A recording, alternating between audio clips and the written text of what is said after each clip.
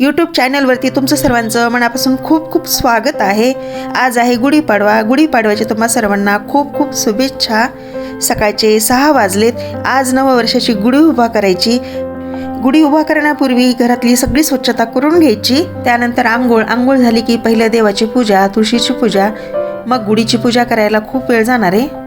Mister पण त्यांच्या बिझनेसमध्ये खूप बिझी असतात।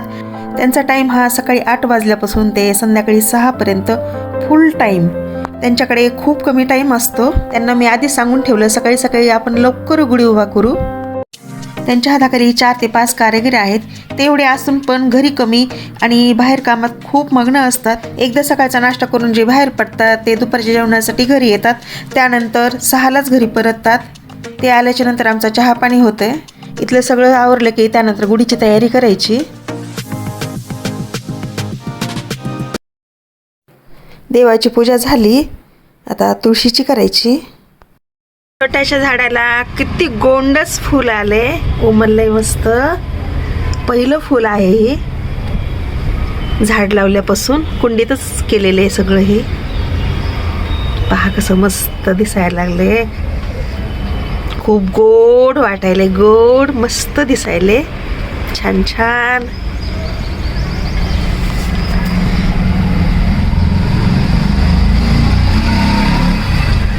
सुंदर फुलं आले, सुंदर उमलले। झाली तुळशी मातेची पूजा, इथे पूजा केली, महादेवाची पण पूजा झाली आणि रांगोळी पण काढली।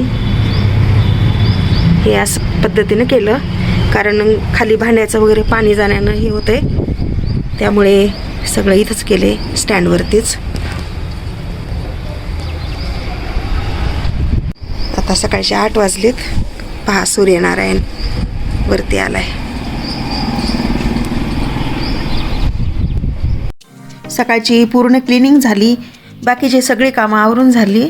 गुढीच्या पूजेची तयारी पण जवळपास झाली। कालपासून तयारीला लागले होते। कालच मार्केटमध्ये जाऊन आजच्या पूजेसाठी लागणारे साहित्य घेऊन आले। आजच्या सणासाठी पिसोळा खूप महत्त्वाचा असतो, तो पण घेऊन आले। शेतात येणाऱ्या काही वनस्पतीला खूप महत्त्व आहे। पिसोळा ही एक वनस्पती आहे, आजच्या सणासाठी खूप महत्त्वाची आहे। कुटुंबातील सर्व व्यक्तींनी आंघोळ करताना खांद्यावर आणि डोक्यावर ठेवून आंघोळ करायची असते। ती पूर्वीपासून चालत आलेली पद्धत आहे। पूजेसाठी लागणारं साहित्य सर्व मार्केटमधून कालच घेऊन आले।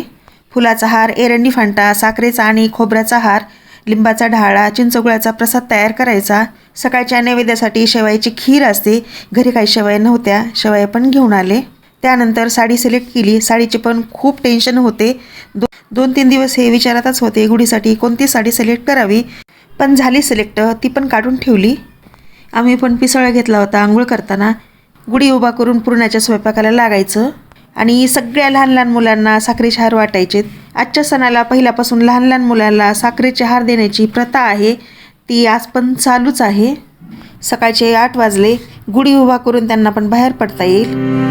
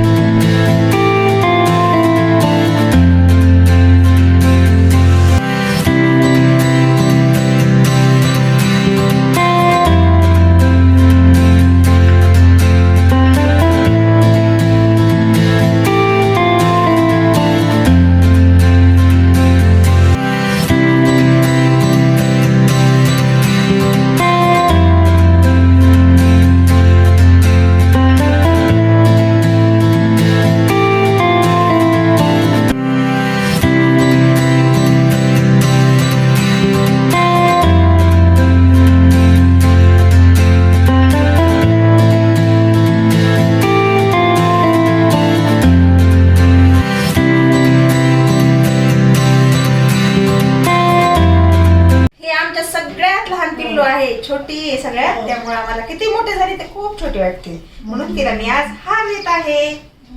हॅपी गुढीपाडवा संस्कृती। अहो बाई, असं लावते नुसता, नको म्हणायला लागली, लावलं। पहा असं छोटं छोटं असताना घालत असायची आणि पहिलं काय करायची, घालूच तर तिला खूप खाऊ वाटायचं। आज कसं हॅपी गुढीपाडवा श्रीधा. असे घालायचं अष्ट. हे बघा छोटस बाळ आमचं छोटस. कसं छोटस. नको म्हणायले नाही न कळत अजून 7च महिन्याचे बाळ आहे. चला फोटो. नैवेद्यासाठी शेवयाची खीर बनवली. आज खूप मान असतो. गुढीला आणि देवासाठी खीर बनवली सकाळच्या नैवेद्यामध्ये आणि दाखवली पण देवाला. हे सर्व झाल्यावर पुरणपोळीचा स्वयंपाक पण तयार झाला. पुरणपोळीसोबत आम्रखंड आणि श्रीखंड पण आणला होता.